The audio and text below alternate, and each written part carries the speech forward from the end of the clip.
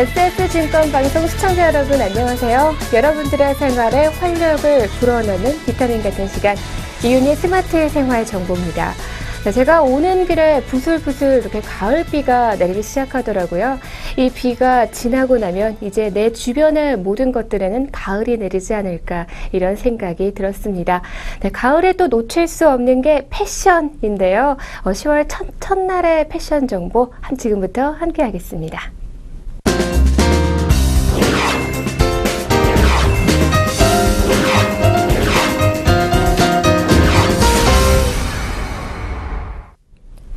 한 매장에 2개 이상의 브랜드를 모아서 판매하는 유통 형태를요, 멀티숍 혹은 셀렉숍이라고 부릅니다. 최근에 다양한 스펙트럼을 가진 젊은 2030 세대들에게 각광받는 형태인데요. 하나의 브랜드라고도 설명할 수 있을 것 같습니다. 네, 그중에 국내 편집샵 바이어들이 알려주는 대표적인 아이템들을 좀 알아보도록 하겠습니다. 네, 첫 번째로 소개해드릴 편집샵은요, 텐코르소 꼬모 바이어입니다. 4가지 제품으로 알려드릴 텐데요. 사진 보면서 함께 설명해 드리도록 하겠습니다. 요즘 오프화이트는요, 가장 핫한 스트리트웨어 브랜드입니다. 파이렉스 비전의 설립자이자 현재 카니에 웨스트의 스타일리스트인 버질 아블로가 론칭한 그런 브랜드인데요. 옷 뒷면에 크게 쓰인 이 화이트라는 글자와 사선 줄무늬가 그 시그니처입니다. 티셔츠, 후드, 그리고 야상 점퍼가 키 아이템으로 불리고 있죠. 네, 다음 두 번째는요, 랄프 로렌의 조카로 유명한 아티스트 겸 디자이너 그렉 로랑인데요. 빈티지 군복 등을 이용해서 만든 재킷, 또 코트 등이 대표 아이템이라고 할 수 있습니다. 네, 다음 세 번째입니다. 이 베이직한 디자인에 세련된 컬러감이 돋보이는 아미인데요. 파리의 거리에서 볼 법한 이 단정하지만 멋스러운 옷들이 주를 이루고 있습니다. 메시지는 환상적이고 또 예술적인 옷에 많이 쏟아지는 이 아미의 제품들의 기본에 좀 주력할 필요가 있을 것 같습니다. 네, 다음 네 번째는 북유럽 스타일에서 여전히 강세인 바로 이티스입니다. 이 중에서도 주목할 만한 북유럽 브랜드인데요. 아크네에서 일했던 막스 실러와 조너선 허시펠트가 론칭한 브랜드로 이 북유럽 감성이 군더더기 없이 또 세련된 디자이너의 스니커즈를 만들고 있습니다. 최근에는 전 세계 패션 트렌드 세터들의 사이에서 큰 인기를 얻고 있는 그런 브랜드이기도 합니다. 네, 다음 두 번째 편집샵은요, 쿤 위더뷰 바이어입니다. 여기서는 3개의 제품 소개해 드리도록 할 텐데요. 또 사진 함께 보시면서 알아보시죠. 네, 2014 FW 마르니는요, 베이직한 라인에 유지한 패턴과 컬러로 포인트를 줘서요, 마르니만의 위트 있는 스타일을 완성했습니다. 자, 안 어울릴 것 같던 줄리앙 데이비드가요, 엠부시와 이번 시즌에 협업을 진행을 했습니다. 바로 두 번째 제품인데요. 네, 그것도 액세서리가 아닌 데님 재킷입니다. 한 가지 스타일만 선보였지만 두 브랜드가 가진 감성을 충분히 설명할 수 있는 그런 아이템이죠. 네, 세 번째는요, 프레시 IM, 국내에서 생소한 브랜드로 평가를 받고 있는데요. 하지만 치열한 스트리트 브랜드 사이에서 확실하게 이목을 끌고 있습니다. 네, 그래픽 디자이너로도 활동했던 툰드 오고노이키가 만든 브랜드로 이 독특한 그래픽 프린트가 강점인 그런 브랜드인데요. 네, 다음 세 번째 바로 편집샵으로 가보겠습니다. 무스크샵 바이어인데요. 여기서도 3가지 제품을 여러분들에게 소개를 해드리도록 하겠습니다. 네, 스웨덴 브랜드의 아워 레가시는요, 매년 베이직한 디자인에 그들만의 독특한 소재를 사용해서 옷을 만들고 있습니다. 화려하지만 톤 다운된 패턴 블루존과 캐시미어가 혼방된 특유의 실루엣으로 만들어진 코트는 매년 FW 시즌의 대표 아이템으로도 평가를 받고 있죠. 네, 다음 미국 캘리포니아 기반의 브랜드인 로맨스는요, 부드러운 촉감과 또 빈티지한 질감의 소재로 만든 그래픽 티셔츠가 대표적입니다. 다음 세 번째, 키즈네는요, 유행을 타지 않는 매일 입을 수 있는 담백한 디자인의 옷을 만들고 있습니다. 지금 보이시는 맨투맨 티셔츠도 그런데요, 모던한 색감과 디자인으로 모든 사람들에게 어울리는 그런 브랜드이기도 합니다. 네, 큰 텍스트나 그래픽 프린팅으로 유행했던 이전과는 달리 이번 하반기에는 조금 담백한 디자인과 또 작은 로고가 새겨진 그런 제품들이 인기가 있을 것으로 보입니다. 다음 네 번째 편집샵으로 가보겠습니다. 바로 분더샵 바이어인데요. 이번에도 세 가지 제품으로 소개를 좀 해드리도록 하겠습니다. 네, 이번 2014 FW 시즌 드리스만 노트는 소재와 혼합한 컬러 매칭이 뛰어난 능력을 발휘해서 르네상스 분위기를 연출하는 데 큰 성공을 했습니다. 서로 다른 소재와 패턴, 컬러들을 조화롭게 담아내서 그 어느 때보다 남성다운 우아함을 돋보인다고 하죠.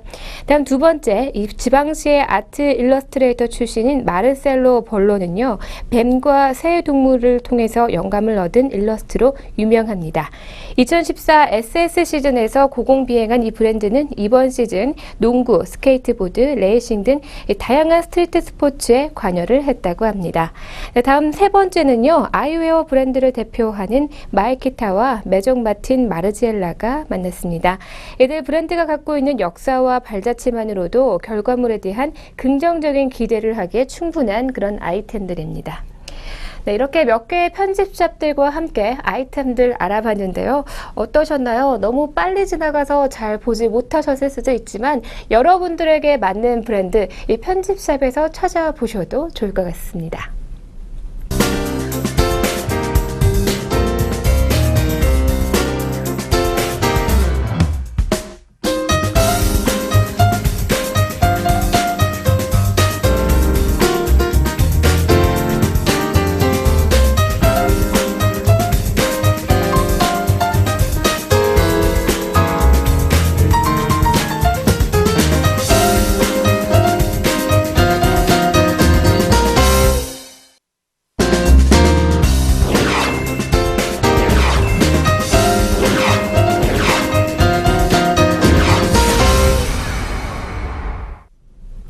네, 두 번째 함께 할 소식은 뷰티 아이템입니다.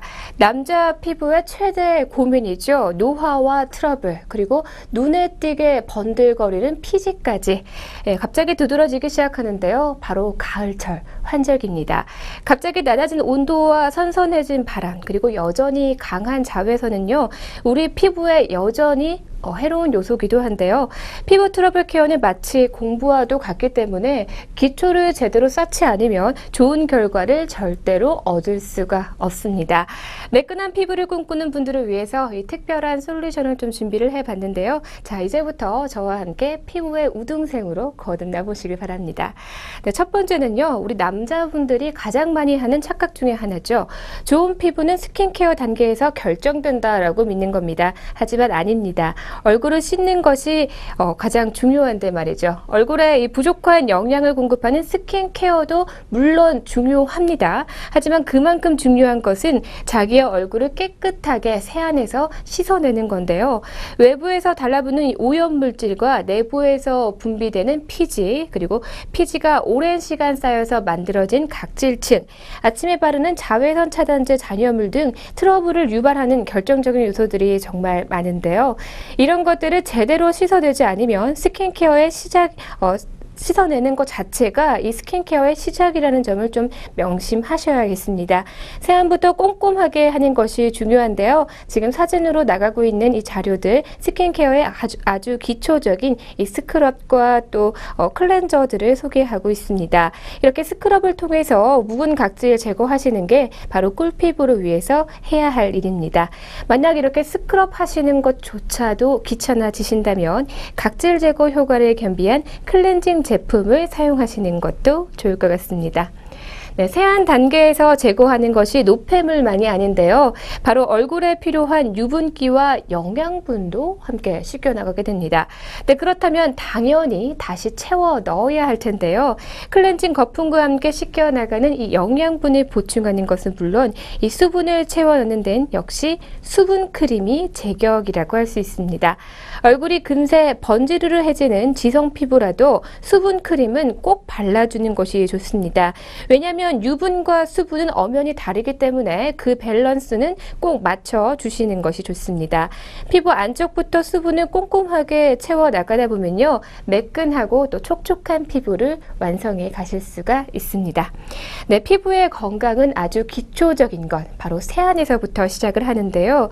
오늘 이 방송을 통해서 좀 확실하게 기억을 해 두시고 스킨케어 선질이 아닌 이 세안에서부터 피부 건강을 시작해 보시기 바랍니다. 네, 환절기 피부 미남으로 거듭나시길 바랍니다.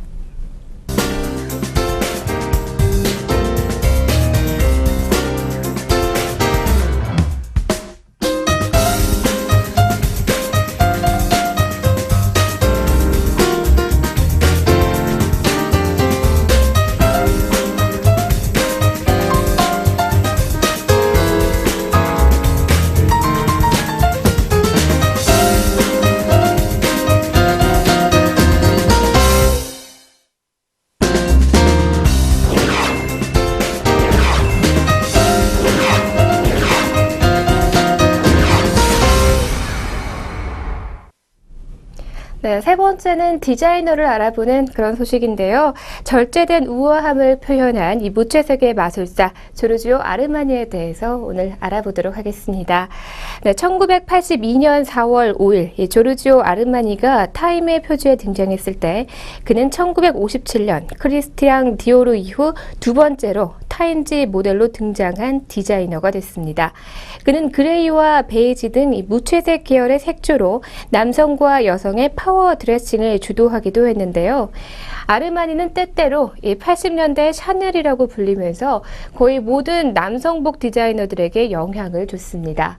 그리고 20세기 후반 이 남성복과 여성복에 조용한 혁명을 가지고 온 그런 디자이너기도 한데요. 이 아르마니는 1934년 이탈리아 북부에 위치한 피아첸차에서 출생했습니다.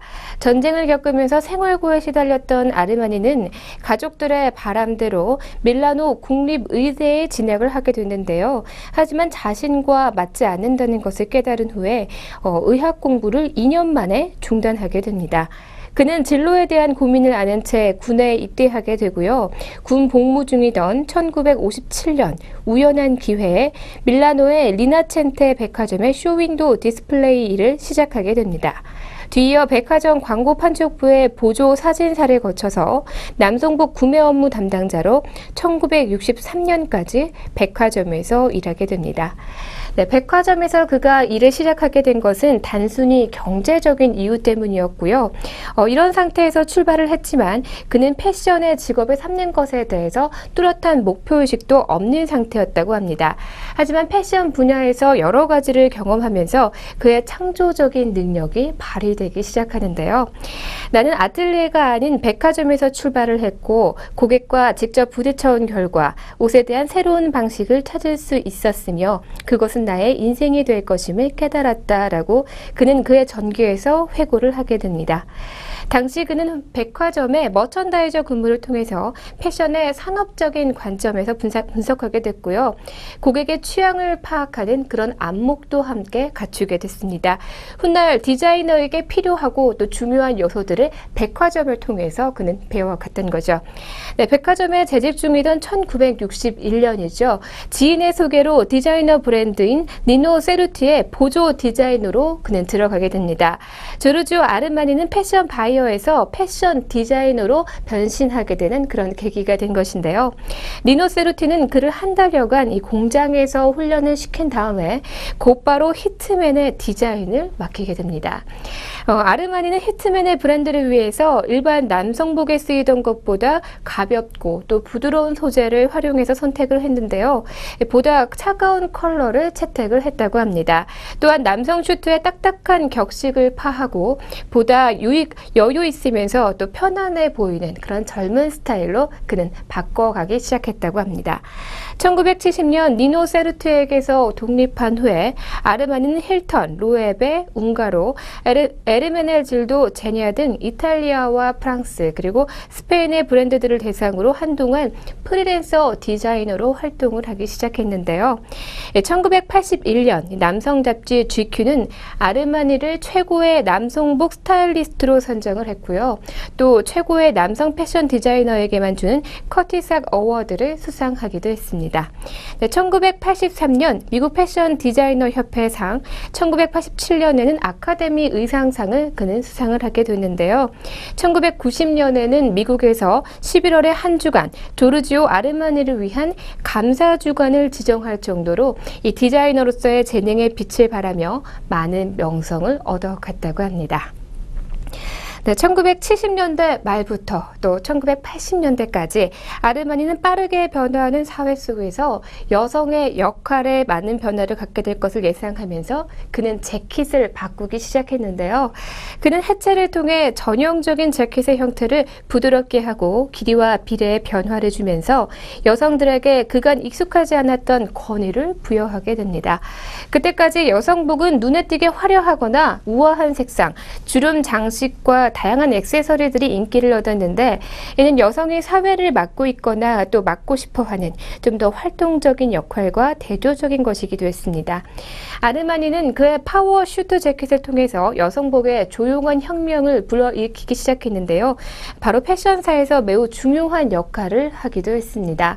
아르마니는 새로운 소재와 중간 색조의 조합을 통해서 남성복을 재규정한 이듬해 이를 여성 패션에 적용함으로써 여성복의 변화 또한 주도하기 시작했는데요. 변화의 중심에는 바로 남성 슈트이면서 남성 슈트처럼 보이지 않은 파워 슈트가 있었습니다. 아르마니가 오늘날까지 자부심을 갖고 있는 분야 또한 여성 재킷의 해체라고 하는데요. 그의 여성복은 도시 지향적이고 차분하며 또 중성적인 느낌을 주조로 이루고 있습니다. 이런 아르마니의 디자인은 자기만의 일을 가지고 성공하며 전진하는 이 여피들에게 이 편안함과 더불어 절제된 권위를 표현하는 스타일로 인식이 되어지게 되면서 절대적인 호응을 불러일으켰다고 합니다. 그는 실제 라이프 스타일에 맞는 실용적인 감성으로 옷을 디자인하게 됐고요. 또 밀라노에 이어 1976년에는 미국 시장에 진출하게 됐습니다. 매우 성공적인 안착이었다라고 평가를 받고 있고요.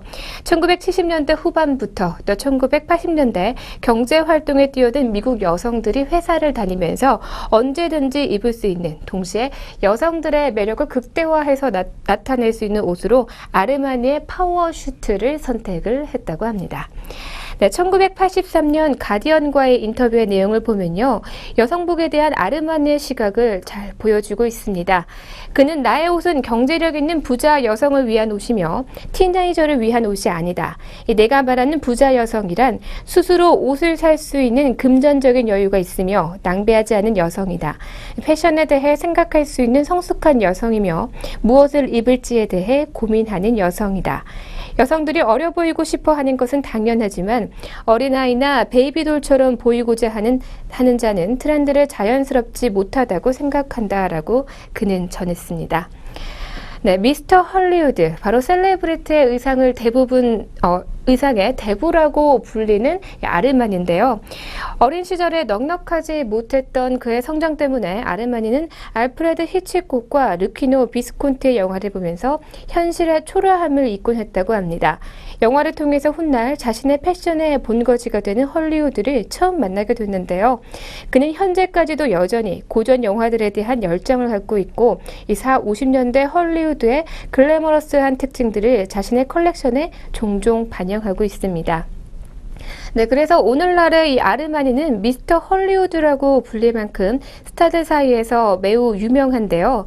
그는 글래머러스한 드레스가 빠진 오스카의 시상식은 없으며 그 유명한 패션쇼 맨 앞줄에는 언제나 그의 옷을 입은 셀레브리티들이 늘 자리하고 있습니다. 그의 디자인의 철학은 과장이 없고 기교가 없으며 이 정수만이 압축된 단순함과 우아함이 남아 있습니다.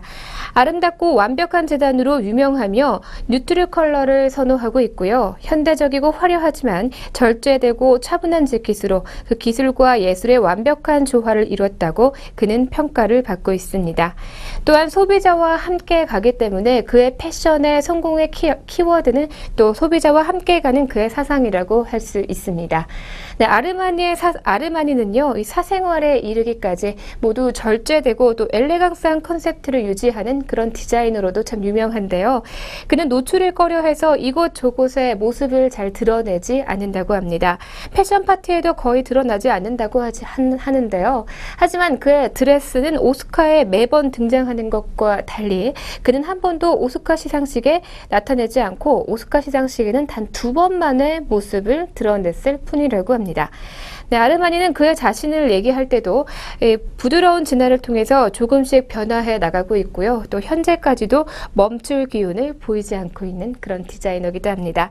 네, 아르마니는 현재까지 5,000명 이상의 직원과 전 세계 500여 개 이상의 매장을 거느린 거대한 패션 제국을 추구하고 있고요. 거대 기업의 소유권으로 넘어간 동시대 다른 디자이너 브랜드들과 달리 아르마니 그룹은 현재까지도 아르마니의 소유이고 또 최근까지 이탈리아에서 가장 세금을 많이 내는 그런 기업으로 꼽힐 만큼 건재함을 과시하고 있습니다. 이제 그 자신이 바로 패션이 됐고요. 아르마니의 스타일, 그 아이덴티티를 확고히 하고 있습니다. 네, 아르마니는 살아있는 전설, 그리고 무채색의 마술사, 그리고 엘레강스 캐주얼의 창시자라고 불리고 있습니다. 네, 지금까지 조르지오 아르마니와 함께했습니다.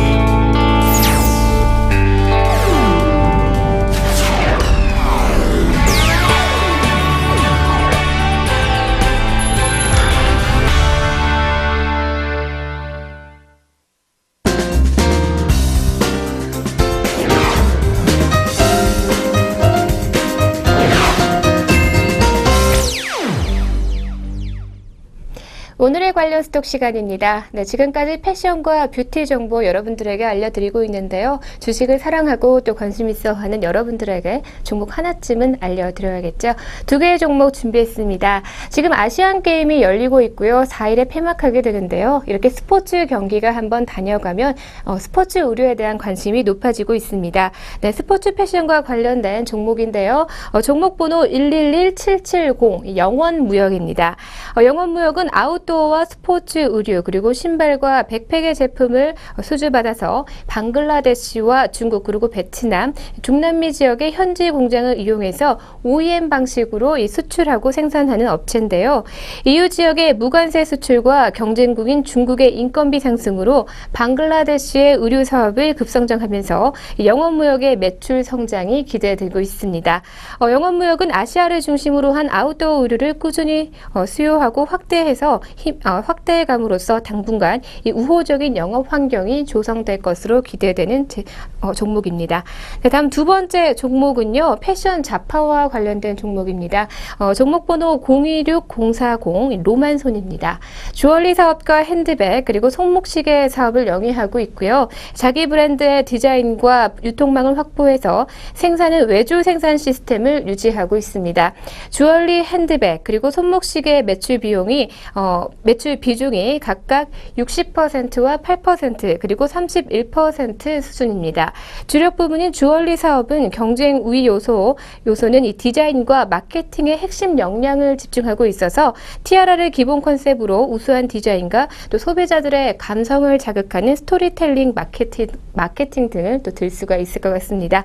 네, 주얼리 사업 부분은요, 계속된 실적 호조와 더불어서 견조한 외형 성장과 이 원가 하락률에도 불구하고 급성장 중인 그런 종목입니다.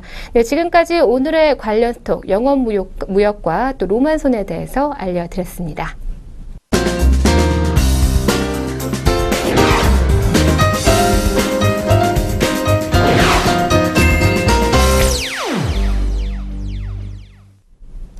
네, 여러분들에게 즐거움과 재미 그리고 감동을 드리는 시간 오늘의 펀앤필입니다. 한 마리의 몽구스가 네 마리의 사자를 만났다고 하는데요. 어떤 내용인지 그럼 영상으로 함께 만나보시죠.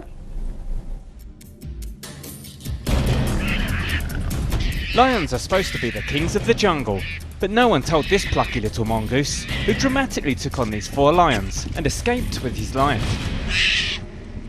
When photographer Jerome Gillimore came across the pride in Masai Mara National Park, it looked like it was all over for the small mongoose they were surrounding. But it soon becomes apparent that this mongoose has no intention of becoming a lion's lunch. After screaming and shouting at the predators, the brave mongoose actually attacks one of the lions.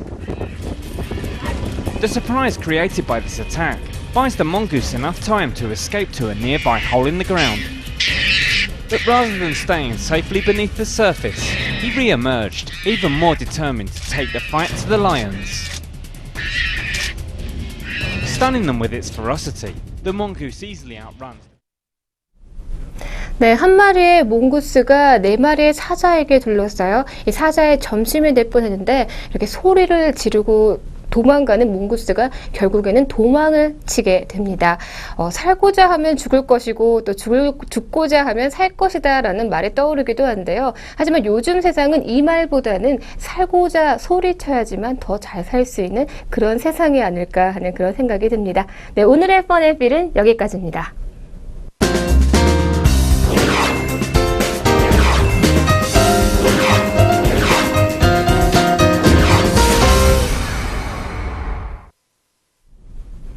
네, 오늘 함께한 시간 어떠셨나요? 내일은 바로 10월 3일 개천절, 또 공휴일이기도 한데요. 이어지는 공휴일 동안 즐겁게 보내시길 바라면서 저는 이 시간 마치겠습니다. 저는 내일 이 시간 더욱 즐겁고 재미있는 내용으로 함께하도록 하겠습니다. 시청해주신 여러분 고맙습니다.